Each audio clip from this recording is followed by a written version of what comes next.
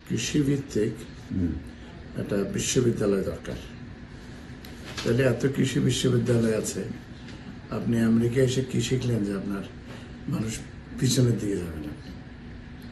আমার কাছে মনে হয়েছে কৃষির সাথে সরাসরি যুক্ত যারা, সবসময় তারা স্কুল না যাওয়া মানুষরা করেছে, তারপর ওরাই আমাদের সবার এক খাদ্য জোগাড় করেছে, উৎপাদন করেছে।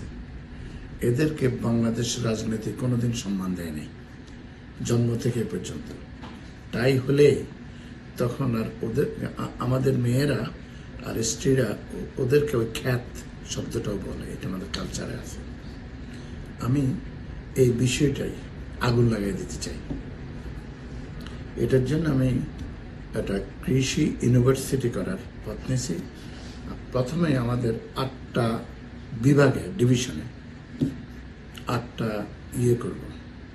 আপনার এটাকে বলে যে এগ্রিকালচার ইনস্টিটিউট। না, এগ্রিকালচার ইনস্টিটিউট আলাদা নয়, এটা তো ইউনিভার্সিটি ইটসেলফ ইনস্টিটিউট। এটার ক্যাম্পাস হবে, 8টা বিভাগে 8টা ক্যাম্পাস হবে, এবং এগুলো প্রত্যেকটা হবে গ্রামে, ওই বিভাগেরই গ্রামে।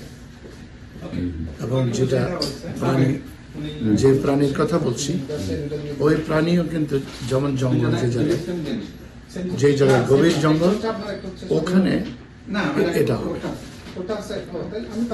ওখানে যেমন প্রাণী বিজ্ঞান, সমুদ্র বিজ্ঞান, কৃষি বিজ্ঞান, এগুলো এইভাবে চলবে। এই সবগুলোর মধ্যে হচ্ছে একত্র করলে কি হয়, এটা হলো ইউনিভার্সিটি।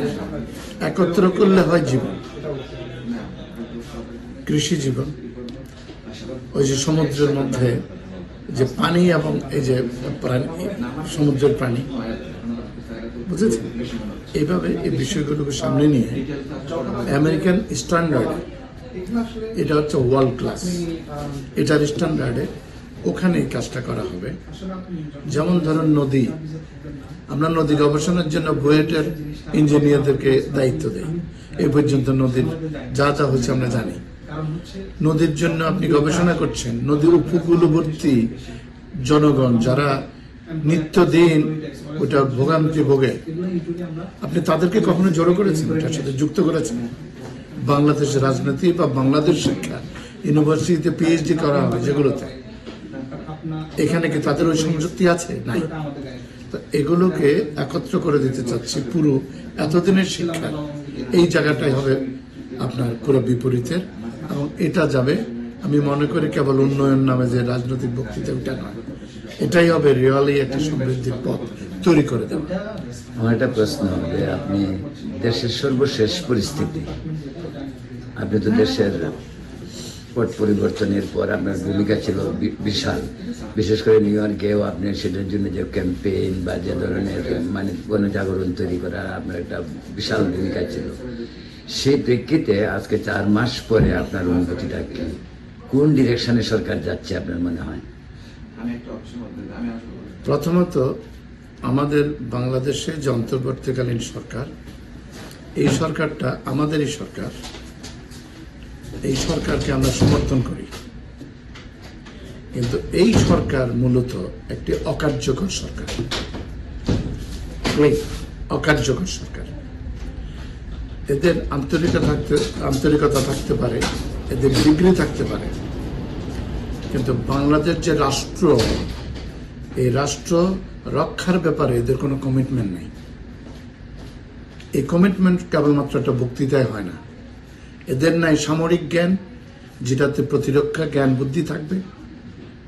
বাংলাদেশের যে অবস্থান এটার দৃষ্টিতে, আর পাশাপাশি এদের ওই রাজনৈতিক জ্ঞানও নেই, কারণ এরা রাজনৈতিক প্রক্রিয়ায় গড়ে ওঠে নাই, বেড়ে ওঠে নাই। যার ফলে রাজনৈতিক এবং প্রতিরক্ষা এই দুই বিষয়ের কোনো বিষয়ের ছাপ এদের কার্যক্রম চলার গতিতে দেখা যায় না। এক, দুই, আঞ্চলিক এবং বৈশ্বিক যে গতি, এই গতির সাথে আমাদের এই সরকারের কোনো সম্পর্ক নেই। এইভাবে সম্পর্ক ছিন্ন একটা দ্বীপ একটা রাষ্ট্র হতে পারে না। একটা রাষ্ট্র আপনার সমুদ্রের চারিদিক থেকে যে বিচ্ছিন্ন হয়ে একটা দ্বীপের যে দশা, এটা ওরকম জীবন নয় যে নৌকায় ওখানে গেলাম, তারপর ওখানে বসবাস করলাম, আবার ওখান থেকে নৌকায় ফিরে এলাম, তা নয়। এই অবস্থায়ও তারা যারা আছে তাদের কাজের ফলে ওরা কিছু কিছু সিদ্ধান্ত নিচ্ছে, চেষ্টা করছে, বাট এটা যথেষ্ট নয়। এটার জন্য কি করণীয় সেটার কথাটা পরে আসবে। এই 4 মাসে, এই 4 মাসটা হচ্ছে খুবই জরুরি। 4 মাস, 6 মাস বা এই একটা বছর খুবই জরুরি, যেখানে একটা অভ্যুত্থান হয়েছে। একটা সরকারে থাকা রাজনৈতিক শক্তি, ব্যক্তি, তাদেরকে কেউ গুলি করে নাই, ধমকও দেয় নাই, সব পালিয়েছে। একটা দেশের এন্টায়ার পুলিশ বাহিনী এটা পুরোটা পালিয়ে গেছিল, সেখান থেকে 60-70% এখনো ফিরে নাই। তো বুঝে নিতে হবে যে কোন অবস্থায় একটা রাষ্ট্রের শান্তি শৃঙ্খলা বাহিনীটা ছিল। একটা রাষ্ট্র থেকে প্রতিবেশী ভারতের সেনাবাহিনী যারা ছিল, যাদের মেজর জেনারেলকে আমি দেখেছি, যাদের ব্রিগেডিয়ারকে আরো আগে দেখেছি, যাদের কর্নেলকে সবার আগে দেখেছি কচুকাতে। তো তাইলে দেখতে হবে যে একজন মেজর জেনারেল থাকলে ইন্ডিয়ান, তার অধীনে কতগুলো সৈন্য শক্তি এখানে ছিল। এদের কাউকে গুলি না করতেই এরা সবাই এখান থেকে এদের ছেড়ে চলে গেছে। তাহলে এমন কোন ভূমিকম্প হয়েছে যেটা কেউ দেখলো না, কিন্তু যার ভয়ে এরা চলে গেছে। তাইলে বুঝতে হবে যে বাংলাদেশ আজকের যে অবস্থায় আছে, এটাকে ওরা যে বক্তৃতা করছে, আওয়ামী লীগের বিরুদ্ধে বক্তৃতা, বিএনপির পক্ষে বক্তৃতা বা জামাতের পক্ষে বক্তৃতা, এগুলোর মধ্যে কিন্তু বাংলাদেশ নয়। বাংলাদেশ কি, কোন দিকে যেতে হবে, এই ডিরেকশন এই অন্তর্বর্তীকালীন সরকারের নাই, এই ডিরেকশন আমার সেনা প্রধানের কাছে নাই, এই ডিরেকশন আমার দেশের বুদ্ধিজীবীদের কাছে নাই।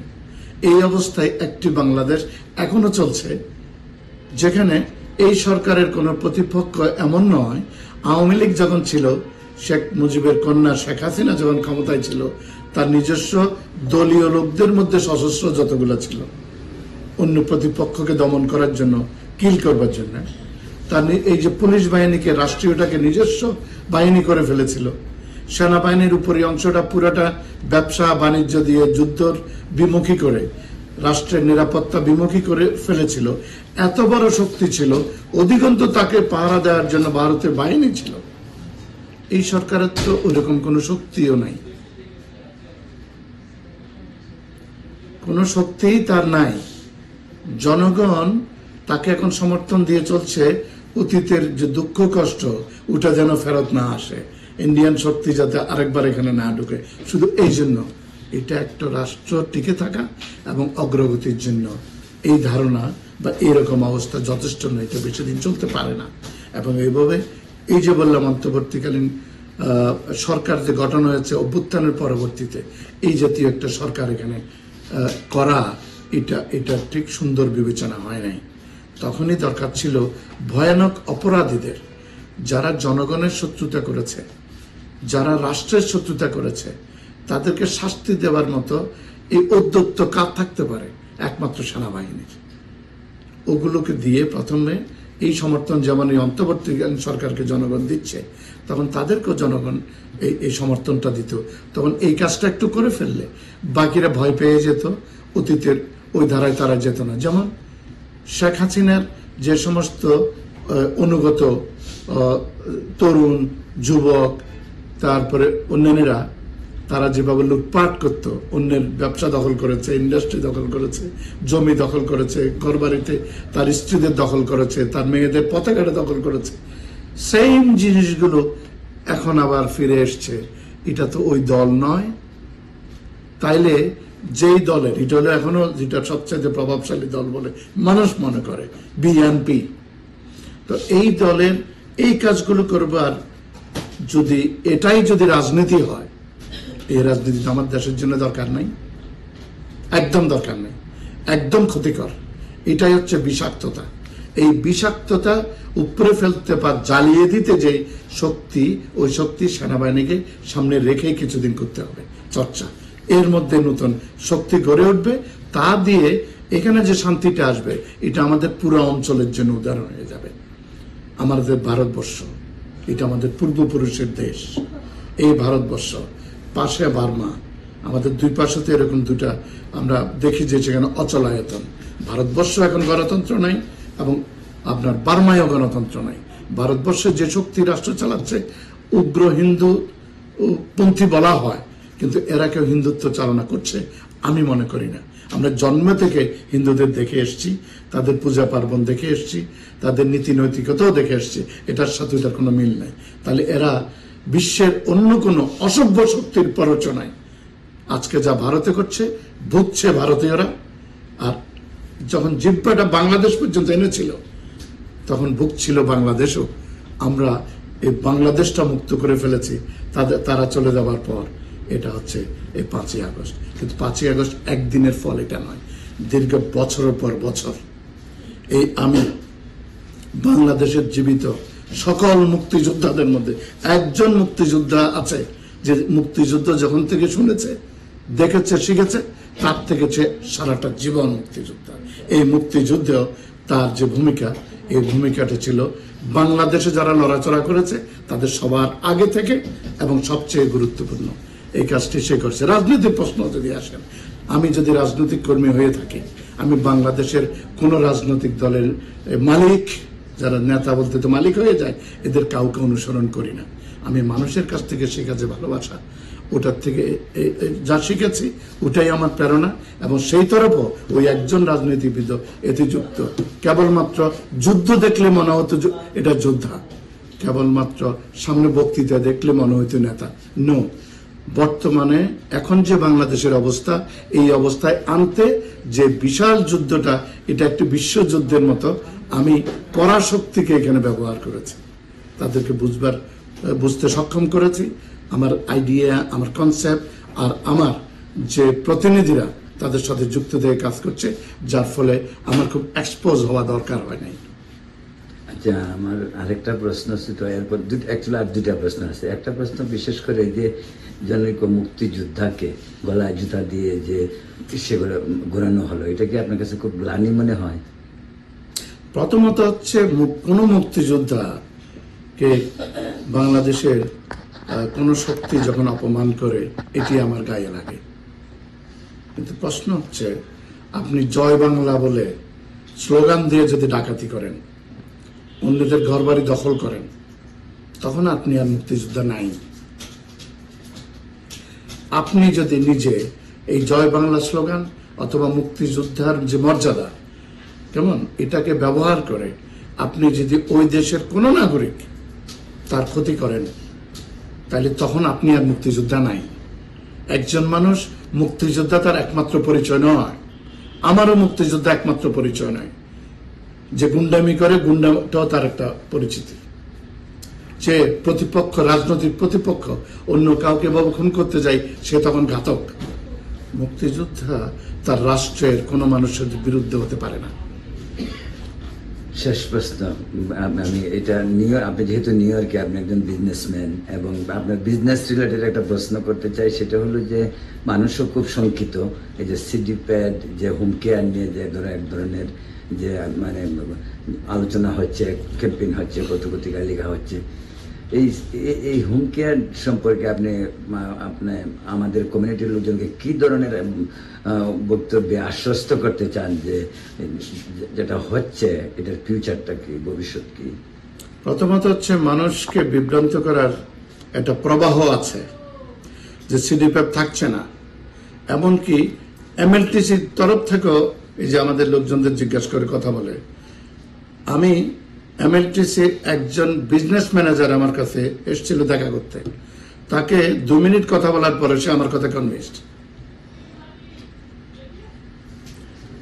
সিডিপ্যাপ যে করে এসছে এতটা বছর ধরে, এথনিক কমিউনিটিগুলো তাদের নিজস্ব ভাষাভাষীরা একে অন্যকে সহযোগিতা দিয়েছে এবং নিয়েছে। গভর্নর এখন যে পদ্ধতিটা এখানে চালু করবার চেষ্টা করছে, এটার সাথে এই নিউ ইয়র্কের, সারা নিউ ইয়র্ক স্টেটের যত এথনিক পিপল, সেটা যে কোনো দেশের, যে কোনো ভাষার, যে কোনো সংস্কৃতির, এটাকে তারা পরোয়াই না করে, কোনো পরোয়া করেনি, না করে এই হোম কেয়ারের ফান্ড দিয়ে তারা ওই বিল্ডিং বানাবার জন্য আরেকটা গোষ্ঠীর পক্ষ হয়ে কাজটা করেছে। এই 84,000 অথবা 84 লাখ এই যে অ্যাপার্টমেন্ট বানাবে ওটার জন্য।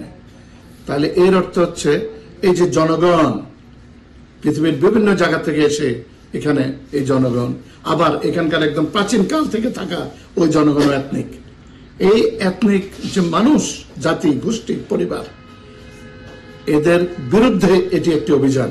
এই অভিযান টিকবে না। ওই যে পিপিএল যে চিঠি দিচ্ছে, এটা পিপিএল কে ওরা আন্ডারস্ট্যান্ডিং করে যেটা করেছে, সেই কারণে তার চিঠি, এটা কিন্তু স্টেটের কোনো চিঠি মানুষের কাছে আসে নাই যে সিডিপ্যাপ থাকবে না, এটা পরিবর্তন হয়ে যাবে, কতদিন পরে যাবে না যাবে ইত্যাদি বিষয়ে স্টেট থেকে কোনো চিঠি এখনো পর্যন্ত আসে নাই। কাজে আমাদের মধ্যে যারা বিভ্রান্ত করছে, সেটা আপনার হোম কেয়ারের মালিক হোক, পত্রিকা সদাগর হোক, পত্রিকার সম্পাদক হোক, পত্রিকার কাজ করে এই আপনার সাংবাদিক হোক, যারাই এই বিষয়ে বিভ্রান্তি ছড়াচ্ছে, মানুষদের মধ্যে ভয় ছড়াচ্ছে, আমি তাদের কাছে অনুরোধ করছি, আপনারা থামুন, মুখটা একটু বন্ধ করুন। যেটা জানেন না ওটা বলার দরকার নাই, ওটা নিয়ে শিরোনাম করার দরকার নাই। আমি জানি, জেনে বলছি, আমরা 5টা গ্রুপ, একটা গ্রুপে আমি শুদ্ধ 46 জন, আর আমাকে দৈনিক বেচা কিনা করে ফেলতে পারে এরকম বড় বড় এই আপনার এই হোম কেয়ারের মালিকরাও এই আন্দোলনটা এতদিন ধরে আমরা যারা করে এসেছি, তারা এই যে ডিসেম্বরের শেষ দিক সারা নিউ ইয়র্ক জুড়ে তারা তাদের সে তৎপরতা তুলে এনেছে। জানুয়ারিতে আবার আমরা ইয়েতে নিউ ইয়র্ক স্টেট অ্যাসেম্বলিতে এই বিল উত্থাপন হবে। আমার ব্যক্তিগতভাবে আপনার 17 জন অ্যাসেম্বলিম্যান তারা তৈরি আছে ওই দিন কি প্রস্তাব উত্থাপন করবার সমর্থন করবে। আমার এটা ছাড়াও আমার যে লবিস্ট, তার সাথে যুক্ত বাকিরা যারা আছে, এই নিয়ে অধিকাংশ এই আপনার এই স্টেটের অ্যাসেম্বলিম্যানরা, ম্যান এন্ড উমেন, তারা সেখানে আবার দাঁড়াবে। সম্ভবত এই জানুয়ারিতেই আমরা দেখাতে পারবো ওরা গভর্নমেন্ট যে পদক্ষেপ নিয়েছিল এটা পারবে না। তার কারণ এখনো পিপিএল যে চিঠিগুলো দিচ্ছে, যে সংবাদগুলো দিচ্ছে, এই পর্যন্ত কোন ধরনের বক্তব্য ওরা স্পষ্ট করতে পারে নাই কিভাবে আগে থেকে যারা সার্ভিস পাচ্ছিল, ওরা তো কোয়ালিফাই, সেভাবে তারা পাচ্ছিল, ওদেরকে নিশ্চয়তা এখন পর্যন্ত দিতে পারে নাই। যেমন কিছু বোকা মানুষ লোভে মানুষদের বিভ্রান্ত করছে, আপনার সিডিপ্যাপ থাকবে না, আপনারা আমাদের ওই এইচএসএ সার্টিফিকেট নিয়ে যান। এই লোকগুলো টাউট, এদেরকে যেন মানুষ চিনে রাখে। কারণ হচ্ছে এটা এখান থেকে ওখানে গেলে তখন তো পরিবারের কোনো লোক একটা পরিবারকে সার্ভিস দিতে পারবে না। তো এটা কি তারা জানে না? জেনে শুনে মনে করছে আমাদের মানুষরা যেহেতু বোকা, সরল, আমাদেরকে বিশ্বাস করে, তাদেরকে আমরা এই কথা বলে নিয়ে আসতে পারি, এতে হয়তো 2-4টা ব্যবসা বাড়বে। কিন্তু এই মানুষগুলোকে যে ক্ষতি করছে, এদের কষ্টের কারণ হচ্ছে এই অভিশাপে তারা পূর্বে। I give you guarantee. This is the experience of my life. আচ্ছা ডক্টর জাফর মাহমুদ, আমি আপনাকে আরেকটা ভাবছিলাম যে এটাই শেষ প্রশ্ন, কিন্তু আরেকটা প্রশ্ন করতেই হচ্ছে এই কারণে যে পলিটিক্যাল যে চেঞ্জ ওয়ার্ল্ড ওয়াইড, সেই চেঞ্জের প্রক্রিয়ায় 20 জানুয়ারি থেকে ডোনাল্ড ট্রাম্প প্রেসিডেন্টের শপথ নেবেন, সেদিন থেকে তিনি প্রেসিডেন্ট হবেন। আপনার কি ধারণা যে ডোনাল্ড ট্রাম্পের প্রেসিডেন্সিতে গ্লোবাল চেঞ্জ এবং বাংলাদেশের ভবিষ্যৎটাই কি হইতে পারে সংক্ষেপে? আপনার প্রশ্নটাকে 2 ভাগে ভাগ করি, একটা হচ্ছে গ্লোবাল চেঞ্জ, আরেকটা হচ্ছে বাংলাদেশের কি হতে পারে। বাংলাদেশের এতদিন পর্যন্ত যে ধারাটা চলে এসছে, এটা অক্ষুণ্ণ থাকবে এবং এটা আরো জোরালো হবে। আমি এই প্রক্রিয়ায় যুক্ত, বাংলাদেশেরই একজন যোদ্ধা, বাংলাদেশেরই একজন দেশপ্রেমিক।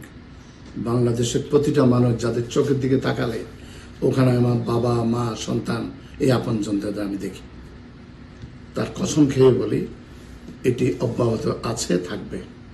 এবার যারা বুঝতে চায় কেবল তাদের জন্য, এটি কোনো আমেরিকার রাজনৈতিক বিষয় নয়, ডেমোক্রেটিক আর রিপাবলিকান বিষয় নয়, এটি হচ্ছে আমেরিকার military interest and their national interest.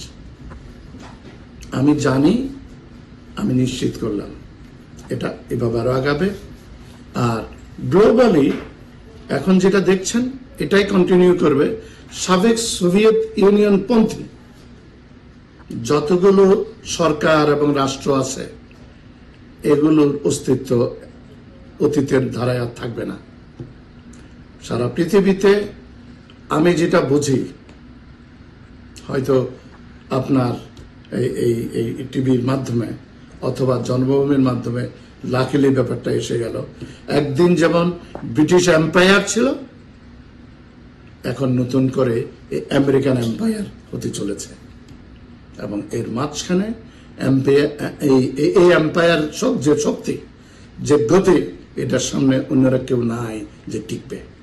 এতে চীনের যেমন সহযোগিতা আছে, এমনকি রাশিয়ার যিনি প্রেসিডেন্ট, ইনি সারা পৃথিবীর সবচাইতে ধনী প্রেসিডেন্ট এমনি এমনি হয় নাই, এখানেও আন্ডারস্ট্যান্ডিং আছে।